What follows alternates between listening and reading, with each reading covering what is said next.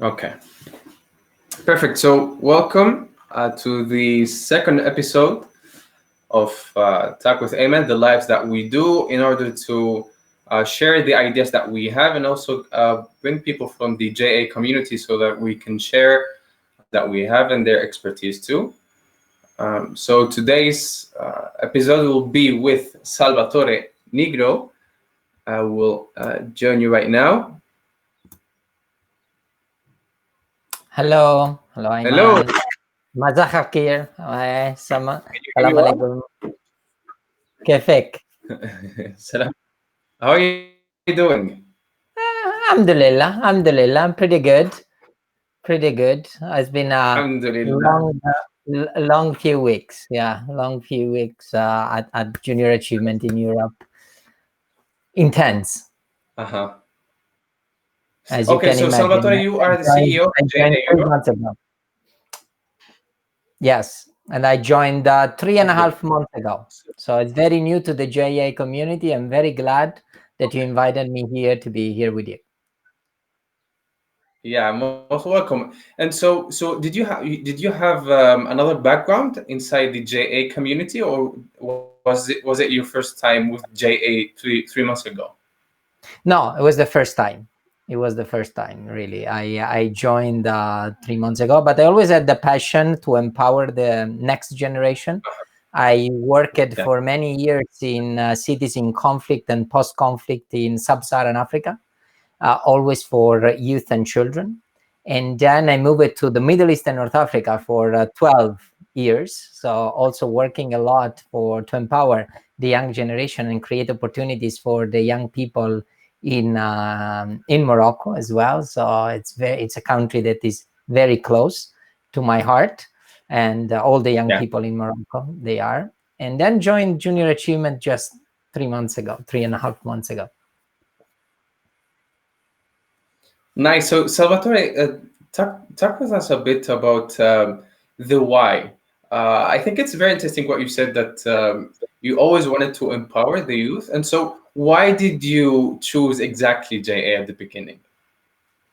I always chose to dedicate my life towards the next generations because I always believed that talent is universal, but opportunities are not. And this comes with my personal story. I was born in the middle of the Mediterranean, in Calabria, the south of Italy, one of the poorest region in Europe. And both my parents were unemployed. So we were living in a very rural area. But I always wanted to think big, be determined, study hard, don't get a no as an answer. And I made my way thanks to scholarships, thanks to someone who has believed exactly that there is talent all over. So right after the universities, I wanted to join the Ministry of Foreign Affairs, but to change the world. When you're young, you want to change the world. You're positive. But then you saw that some of big structures are very slow in implementing change. So I decided to join organizations that have always been on the forefront for changing the world. And how do you change the world? You change the future. And in order to change the future, you have to invest into the next generation. This is why I always did that over the past 20 years. That's very nice. Okay, so Salvatore, if it's possible, can you tell us the whole journey or a bit the journey from beginning, from the early stages of your life whenever you were determined and wanted to do something big until now? How was it the process of from point A to point B? Point A, from point zero to point maybe where we are now. And I still believe that I still feel young inside. I know I'm not so young as you guys and as many of our JA alumni, but I still feel young inside. So as I told you, I wanted to change things and really empower the next generations.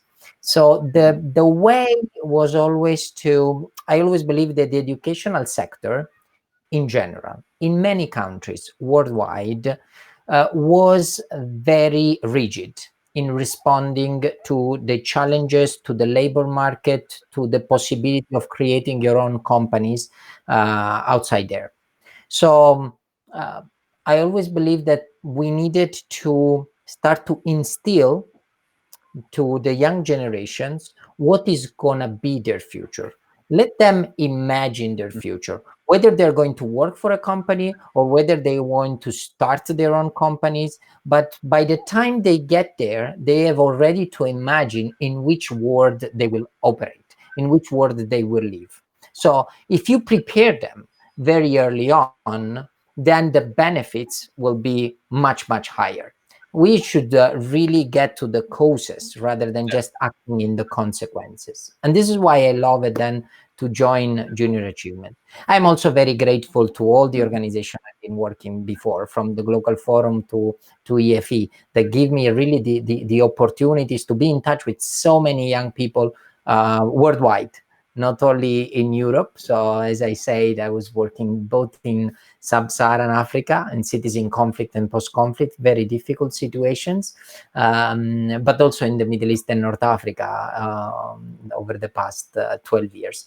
And now it's true, my focus is more on the European youth because I'm a CEO of Junior Achievement Europe, but I always have an eye and heart for the next generation, independently for where they live. Independently for where they live, as I say, talent is really universal, and we need to provide opportunities to the young generation wherever they are.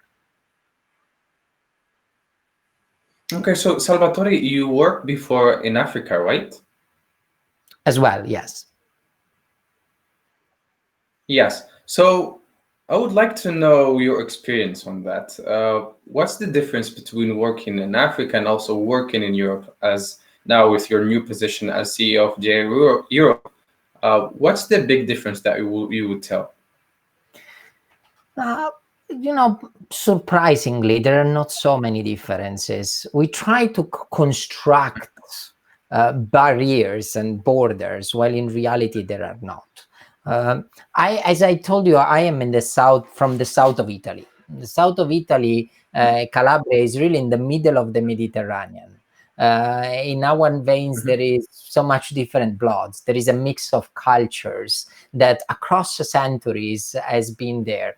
So in reality, when you work with people, and those people have the same ambition that you have, and that ambition is ambition to do more, to have an impact not only for themselves, from their family, but also for their community and for their countries. Why not? I mean, it's important. Also, a country at the end of the day is a community of values, is a community of history, is a community of cultures. So they want to support that. And what is important is we are adding up. We're adding up all these positive things. So work in Africa, it was true that in my early years of career, working in cities, especially more than Africa, working in cities in conflict and post-conflict, you could really see how difficult it was to rebuild societies. And in order to rebuild society also there, we wanted to imagine the society in 10 years, in 20 years. That's why we were working at the time with the Global Forum really at the children and youth level, to make them working together, to make community working together, and provide them economic opportunities. Because by providing economic opportunity, they create linkages. There is dividends at the end of the day on working together. So there is less conflict. Yeah. There's less conflict in societies. There is less conflict among countries when prosperity is in different part of the world. Mm-hmm. That's very good. Okay, Salvatore, let's hop on to the points that we were going to discuss in today's talk directly. And let's start with digital transformation. So, Salvatore, what's your point of view into the digital transformation that we are in the process of developing it in today's society? Well, digital transformation is a must. What COVID-19 has made is that in the S curve of innovations, you're just jumping on the next S curve of innovation. So you're really inventing the way. We are inventing the way we're working remotely. We are inventing the way in which we are collaborating. We are inventing the way in which we are also imagining that future. Now, the process, the data, that is generated, the information that is generated thanks to digital transformation is incredible. Is incredible. The millions of searches that are today in any search engine while me and you are talking are millions, billions per seconds. So, but before that, where people were getting information, some of us were of the old generation. I forgot that we had dictionaries, we had encyclopedias. We didn't have access to the internet. We didn't have emails at the beginning. We were sending it fax. We were sending it letters. There was a word. It was a word that was working. Now it's a word that is accelerated. So digital transformation for organizations. Organization need to embrace digital transformation, but because many organizations are trying to be digital outside, but they're not digital inside. In order to be digital outside, in order to reach out, whether it is your client or customers, or an organization like Junior Achievement, your beneficiaries, your young people, you need to be an organization that is digital inside. And people might think that the biggest obstacles are related to the technology that you use.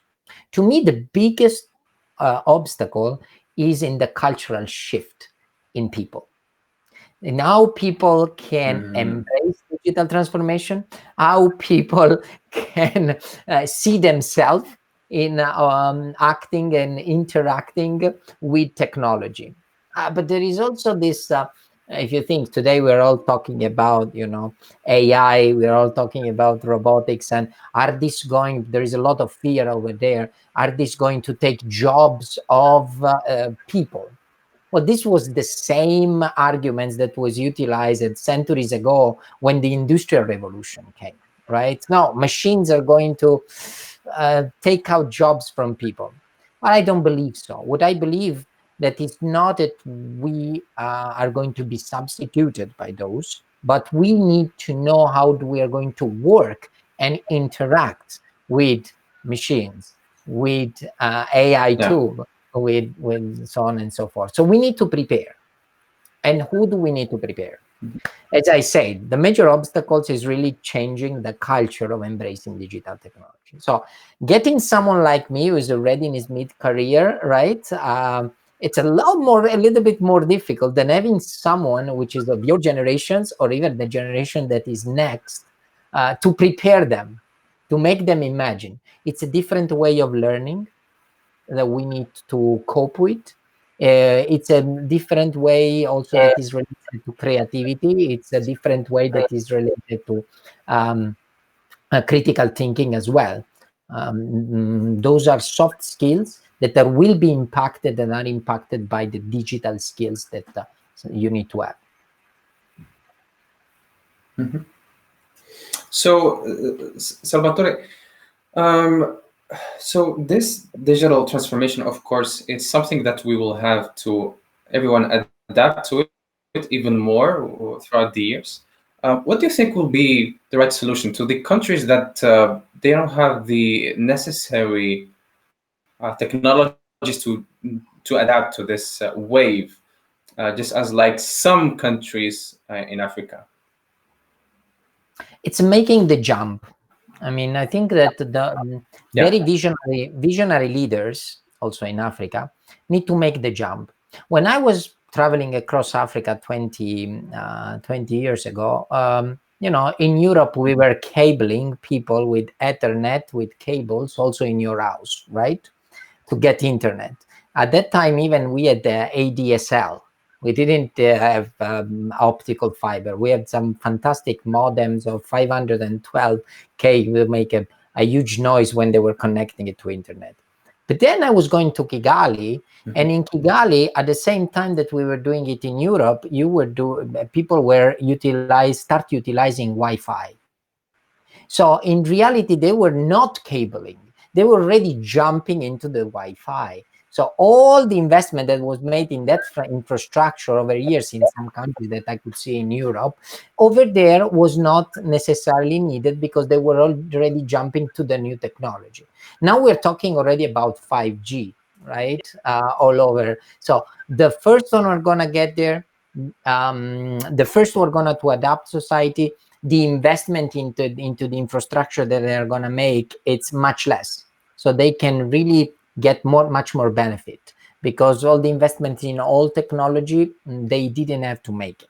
But you need to have visionary people, you need to have visionary leaders who really want to prepare themselves. Now, you can say, there are many people who say, no, I'm not technology savvy, I do not want to enter into that. Whether you want or not, this is the word you want to get. This is going to be unstoppable. Let me put it this way. It is going to be unstoppable. So you have to cope with it, whether you like it or not. Or not, of course. Yeah. So that's very interesting to listen. I think that will be a very big challenge that I think we are facing it today, and we will even face it more, because now with the industry, with the 4.0 industry, there's so many things that still has to be, I think there's some very deep systems that still have to be developed, and some countries don't have this infrastructure or even systems. So Salvatore, let's link this to the careers of the future, was the main thing we were going to talk about. So what careers do you think this will open up to the future and to the world?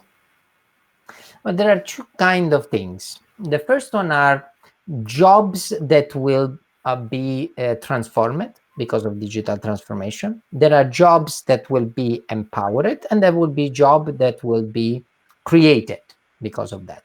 Profiles that did not exist. Let me give you a very simple example, right? We are live on Facebook. Guys, 15 years ago, a community manager didn't exist. A social media manager didn't exist. What social media manager they were going to do? We didn't have social media channels. So those were jobs that were created with the time.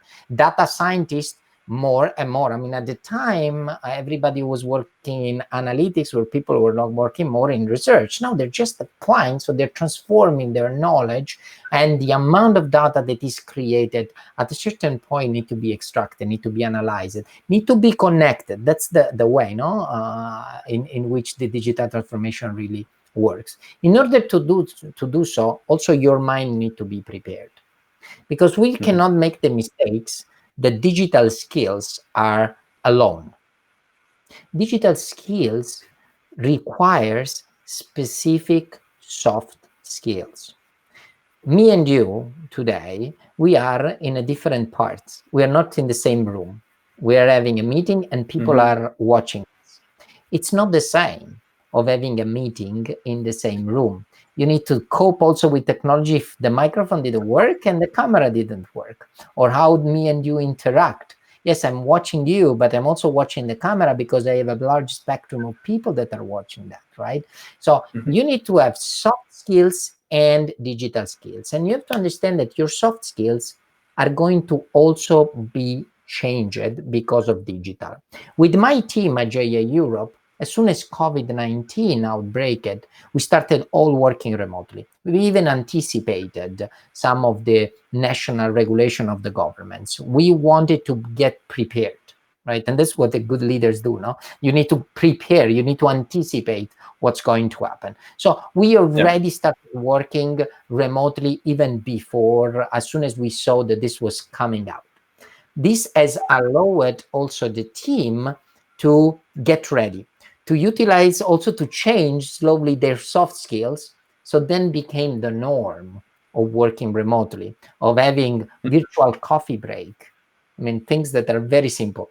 Before you started having coffee machine talks when you're with your colleagues, and now we all have virtual coffee break. Everybody drinks its own coffee, and you discuss and you brainstorm and you think out the box on what creations you can have inside the organization. So as I say, there are going to be jobs you're going to be transformed. There are going to jobs that we're going to be empowered, more job of that kind, Yeah. and there are that are going to be even created. This is related to digital, but it's not also not related to digital. We have to start thinking that in many cases, the young people enter into school or enter into universities for jobs that will no longer exist when they exit. So it is very important, the right choice, and it's always important to have a very broad mind. So what is really required? Number one is adaptability and flexibility. You need to be adaptable. You need to be flexible, that today you're working on something and tomorrow you're working on something else. Number two, very much important, critical thinking. Critical thinking. Don't get always over there, the passive learning. Unfortunately, the passive learning does not help. So the methodology of shifting from passive learning to active learning, get a problem, think about it. Are you going to resolve that? It's very important. And this is what is mostly required by many companies of the world: adaptability, flexibility, critical thinking, communication. 50% of what we do is what we do. 50% of what we do is how do we communicate about it. It's key. It's absolutely key. And now one of the things that I'm always proud of is having invested myself in learning different languages. Learning different languages, from French to Spanish to obviously Italian is my mother tongue, Swahili, a little bit of Arab, not much. Unfortunately, I hope to get more. So Spanish. It's communicating is very important because it's also create empathy with the people, with your interlocutors, whether it is for a business meeting or even for personal relations. Communication is very key. And communication is related to something else, which is a soft skills as well, which is self-confidence. It gives you this sense of you master what you're talking about. So it gives you the self-confidence of going out there and tell a person, an audience, the word. And this is how you spread your ideas. That's very good. So, Salvatore, I would like to ask you, you obviously talked about soft skills, and what do you think about having developing emotional intelligence? And also, if you had to choose only one soft skill to tell to everyone who's watching, which soft skill you think must be developed even more in this ever-changing world that we're living in? It's definitely self-confidence. Definitely self-confidence. Self-confidence is so important because then you apply it to everything. You really apply it to everything. It's having that, first of all, is to think big. If you really want to change the world, you can't just think that to think small. You always have to think big, number one. And second, if you can dream it, then you can make it. This is something that Enzo Ferrari, the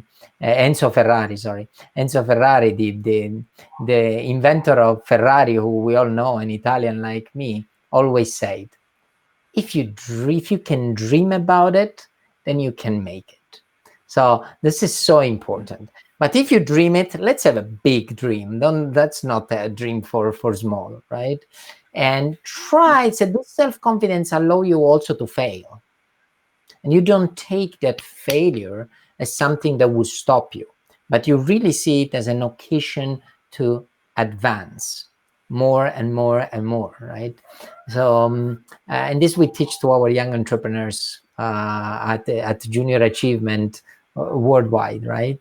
In all of our regions. I'm so amazed about the creative ideas that every year all of our mini companies that are starting up. And we need to look. I mean, I think that if few leaders will look more at the creativity that comes out of the new generations, we will solve quite many problems that today are affecting our world. Salvatore, you're obviously a great optimist, and I would like to ask you, what positive changes do you think this pandemic has or will bring after it ends to the world, regarding even the digital transformation? Yeah, no, the first one is definitely the digital transformation, because everybody at this point is understanding also the value. Those one who did not engage it with it, those one who could not understand the value, now this is definitely positive. It is also true that at the community level, this pandemic has made us a little bit reflecting of us as human beings, on the importance that we have. Um, I mean, being in isolations for many of us has made us reflecting on the importance of having social relations, on focusing on our communities, because at the end of the day, we are not alone. Because at the end of the day, everybody in society is doing a very important a very important part of the work, and it is a very important piece of the puzzle. We saw it from all the operators of the health sectors. We saw it with young people like you, who did fantastic during the COVID-19 by supporting the community, supporting the hospital, and I really thank you. I mean, I have, as you know, I live in Spain, and when I saw your story, I was very amazed. I was very amazed. The first things I wanted to do was sharing it with my families, sharing it with my friends. I was so proud, like I did it, but I didn't do it. You did it, but I was so proud to see that you put at the service of the community your work, your intellect, and your assets. Thank you. Thank you very much for that. Okay, so we have a question here, Salvatore. I would like to read it to you. So it says, thanks a lot for this initiative. I would like to ask about one, what are the main actions to encompass the cultural issues to succeed the DT? And the second question is how to conciliate successfully between DT and business models. Mm. Well, the first one is, how to encompass the cultural issue to succeed. It's typical change management, right? In change Mhm. management, we all know how it is, the change curve, right? There is a very initial level of excitement for people. Everybody has it, understanding. Everybody wants to change something, in their life. But then as soon as change happens, it starts really with, you start hating change, depression, your curve goes down completely. Now if you focus on that curve that goes down, you will not really embrace change, and in this case you will not embrace digital transformation. You need to always have the look at when the curve will go up again, and you will be in a much higher situation in which where you are today. And that one, then you really have embraced it. Then when you really want to even share that change. I mean, we as human being is always afraid about change. We are in our comfort zone. It's Mhm. difficult, you have your house, it's difficult. One of the things that people are always afraid is to leave their house, even if it's a much beautiful house and you have that level of excitement, but you are used to your things, right? You are used to your things. You know where you have your kitchen, where you have your furniture, where your things. So even if the other one might look like it must be a much more beautiful, you are afraid. You're afraid to leave your neighborhood. You're afraid to leave. So change happens. The same is with digital transformation. It's exactly the same. So if you focus just on what is it today, then um, it will become difficult. So yeah, there will be a lot of resistance to that change. Leaders, and you as JA alumni are leaders, have to always make your people around you imagining how it's gonna be afterwards. and their life is going to be much easier. I can tell you, people, the life of people will be definitely much easier. How do you conciliate with the business model? Well, it depends really on the business model that you are doing it. I mean, there are some business models that work perfectly, and you don't need to change it, quite frankly. Why are you going to change it? The issue is the market of your company ready for a market disruption? And if there is going to be market disruption because there are some other people that are entering into that, well, you need to get prepared about it. Because you can be in your comfort zone today, but your comfort zone today might not be the comfort zone of tomorrow. I like to remember some people that when I was probably your age or something, there were a company called Kodak. There were a company called Blockbuster. Now it's difficult to see any of them. There's been a lot of change. How they have adapted about it, right? And say, well, you have Netflix, but Netflix changed a lot of things. What changes Netflix is not only being a library that is out there and it tells you, well, those are all the movies that I have. No, Netflix uses algorithms, uses even AI on telling you, well, you saw this, so you're interested in this. Same as Amazon does it, right? So data, all the data that is consolidated there, the one who will succeed are the ones who are really going to be able to extract meaningful data for being very targeted to the services of your client.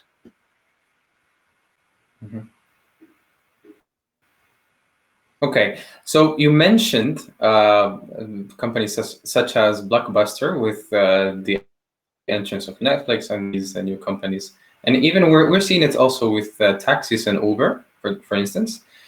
So it's pretty sure that in a changement like this, we what do you think? Do we need like a formula for change, or it will be what will be the most important thing to do whenever change is happening?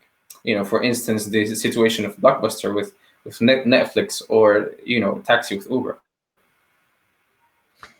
Well, I think people in many of the sector and industry where they were in their comfort zone and they haven't really imagined. There is not just one formula that works. I don't think that there is just one formula, not even for a sector itself. But what I believe is, number one, put at the center of your services your client. It's more or less the same that we do at Junior Achievement. Who do we really put at the center of what we do? Is the next generations, the children, the young people. So when you put them at the center of what you do, then everything, you shift completely the organization. And it's not only about the profit in that case. It's really about what is going to be the impact on my client. How can I best serve the client? The more I serve better the client, the more the client will be with me. The more the client will continue to have loyalty to the company or loyalty to the organizations.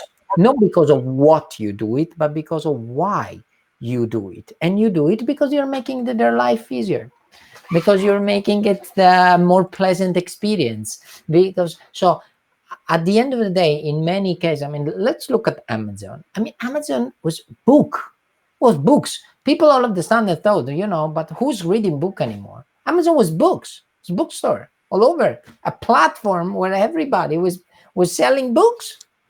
So then it became logistic. And from then on, it became Amazon Web Services. It changed it completely. It's not, I mean, today, yeah, people are buying books on Amazon, but buying everything on Amazon. By the way, I need to take out the credit card on my Amazon account of my wife. Otherwise, she's continuing there. And you just got messages or whatever she buys on Amazon. But I mean, it's changed completely the way our life is. And at the end of the day, it's your loyalty because you have services that they're providing to you. Yeah, so it seems like it's a matter of you either innovate or you don't, right? Yeah. And it is. And for instance, in the past 3 months, also junior achievement, I have to be very thankful to some of our companies who really stand up. I mean, we had Avanad, we had Microsoft who really, stepped up and worked in our digital transformations. We have events, national finance with alumni companies. They've been very helpful for us at Junior Achievement in Europe to support us in JA Europe, to virtualize events, to make sure our teams is properly working remotely and really benefiting of that. So I have to express my deep thanks to them and to all of other companies and donors who actually invested in our digital transformation. Mm-hmm. Great. Salvatore, I have a question for you. So you mentioned before that you wanted to change the world. So my question is, do you feel like you are changing the world right now with your new position in Europe?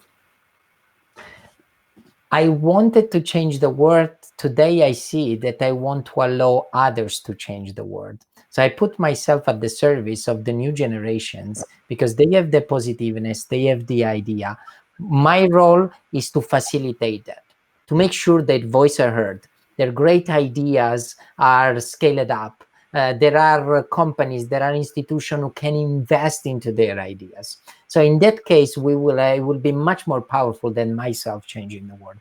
I think that my role is really to make sure that our young people who have a dream, then they can achieve it because I'm giving them the right tools and the right opportunities to do it. That's very powerful. And Salvatore, if you had to say or give an advice to whoever, young or maybe adult, but especially the young ones, if you had to give them one advice, what would it be? Well, I give you the three that my mother gave me, and Oh, I continue to do it, right? And when I was young, which is number one, yes, think big. Number two, don't get a no as an answer. And number three, give back, because it feels good also when you give back. wow, that was very powerful. I really like them. And Salvatore, what do you think about the idea of inspiring others? Do you think it's something that everyone should question himself or herself to really give the inspiration to others to do more things and to dream big, for instance, as you said?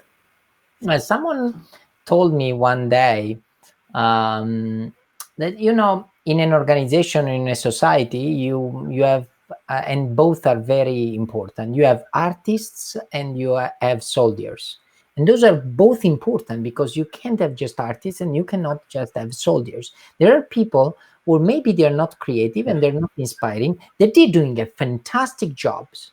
They make sure that things happen when they need to happen. They make sure that there are cost efficiencies into an organization. They make sure that the machine works, because otherwise an idea that you cannot transform it into action remains just an idea. You're interested that those ideas are transformed into action. So you need people who have great ideas and inspired with the great ideas, but you also need to have people who know how to make the actions and are there to support and transform those ideas into practical solutions. Mm-hmm. That's awesome. So, Salvatore, would you like, before we conclude the talk, because we're almost to 45 minutes, uh, would you like to develop an idea that you have and you really want to share with everyone? I mean, I don't have a one idea to share it with everyone. What I really like is to have people come to us and come to me with ideas, and I can try and see who can support those ideas. How can we make it big? Our community at JA is very powerful. It's very, very powerful. I mean, we reach over 12 million. Let me repeat that: 12 million children and youth worldwide every year. That's a huge community. We do that on entrepreneurship. We do that on financial literacy. We do that on work readiness.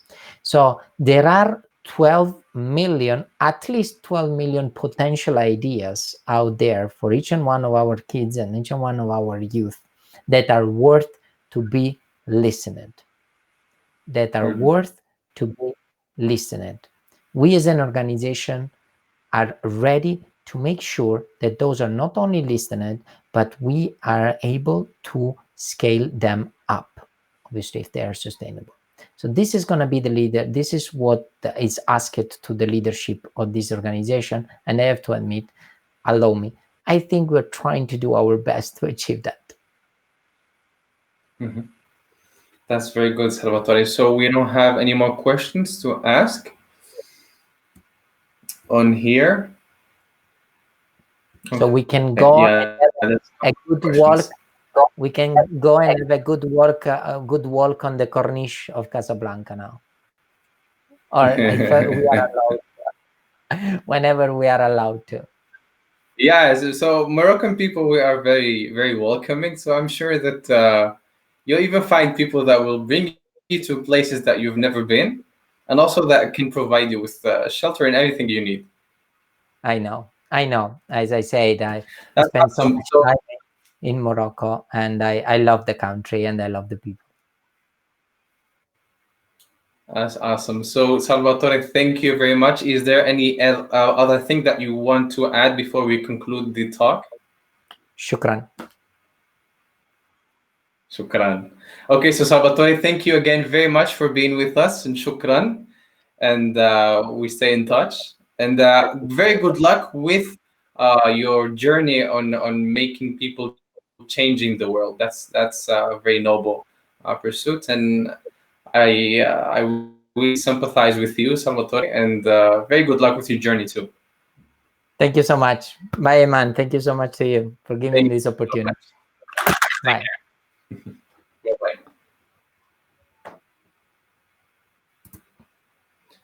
Okay, so we concluded the second episode of Talk with Ayman, and see you guys in the next one. Take care.